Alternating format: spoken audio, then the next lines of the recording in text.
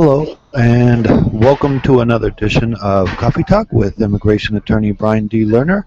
Uh, in this particular episode, I'd like to talk about a form of relief that is not as usual as the others. Now, not that anything is actually usual in immigration law when you're trying to get back to the United States, for example, if you've been deported or if you have committed a crime and have tried to vacate that particular conviction, but there are always different avenues that you can try, and basically that's what makes a real good immigration lawyer a really good immigration lawyer, and that you don't just stop at the first denial, for example.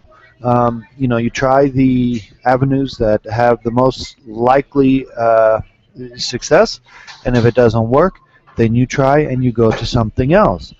Sometimes you have to fight a few battles in order to win the war. That's the reality. And sometimes you have to be in it for a little while in order to do this.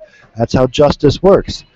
Justice gives, different avenues depending on the knowledge of the attorney doing this in order to make it happen. So, there's a couple few scenarios, but basically, if you have been essentially a lawful permanent resident in the United States and committed some kind of crime and were deported, what type of avenues do you have in order to try to get back into the U.S.? And also, scenarios such as you're in prison right now because of a crime, what can be done?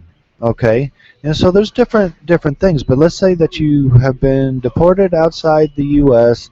and you have, you used to be a resident and you committed a crime and they deported you.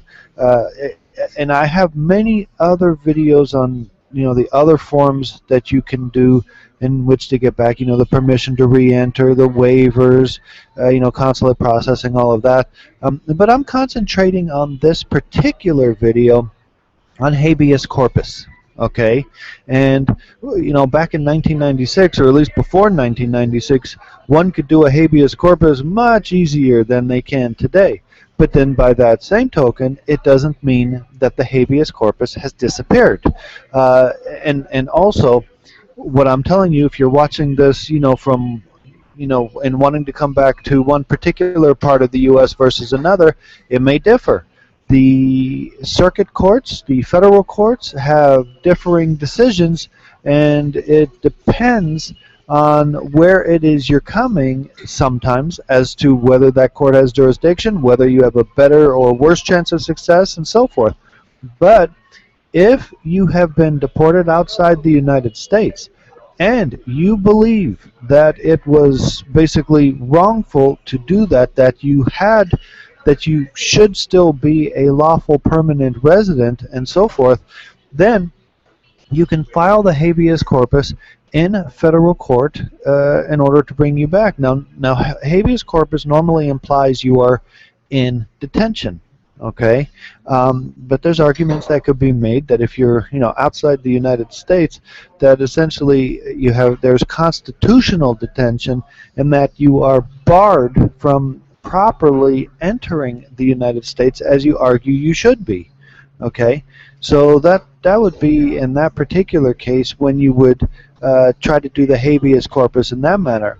Now, what about those people who have tried unsuccessfully to vacate their crime, to get a vacatur of their particular crime in order to show that they're either not an aggravated felon or that the plea was not properly given, and the state court, number one, might say they don't have jurisdiction, they denied it, there hasn't been substantial evidence showing hardship, and that you wouldn't have pled any different if you knew that you were going to be removed, type thing. Well, there is the possibility of trying to get a habeas corpus, a federal habeas corpus on a state crime. And this sounds kind of strange, doesn't it, that you would be able to actually go into federal court, file a habeas corpus essentially based on ineffective assistance of counsel, and that the bottom line is that you weren't properly given your consequences, the immigration consequences of pleading guilty, and you are requesting that the federal court vacate the state court crime because of ineffective assistance of counsel. Now, I don't want to pass this idea off as, it's a piece of cake, no problem, slam dunk type case, but it does exist. And if you have had somebody in the past try and not be successful in getting a state court vacatur of your crime, then the habeas corpus in federal court is a possibility. Now, keep in mind that, again, depending where you are, the timeline in which to do this is also very important. Sometimes they will only allow 1 year after the conviction in which to bring a federal habeas corpus. Sometimes they will allow 2 years. Sometimes it's after actual discovery that you would be deported. It all depends. I mean, theoretically, if you're deported 15 years after a crime because of that crime and you never knew about it, theoretically you could say the 1 or 2 years starts from the day you were actually deported, although it does depend. Now, you of course have to show the ineffective assistance of counsel in which to do this, and it does take some time in which to go forward and properly do the habeas corpus in federal court. But I bring this to your attention because it is a possibility, and the reality is, if you've been living here your whole life and you were either deported because of some crime a long time ago, or one that you've just committed, or you are in jail or prison right now, and your family has been aware that you will be sent to immigration detention after for immigration proceedings, now is the time especially to try to get the habeas corpus filed. If you find that, especially time-wise, if the plea of guilty was only entered 1 year ago or less, possibly 2, and then again, depending on the jurisdiction, possibly more. But time is not your friend if you wait too long here. So do give me a call, an email, whatever, if you have an issue or a problem in this regard. I'll give you a consultation. We'll see what we can do.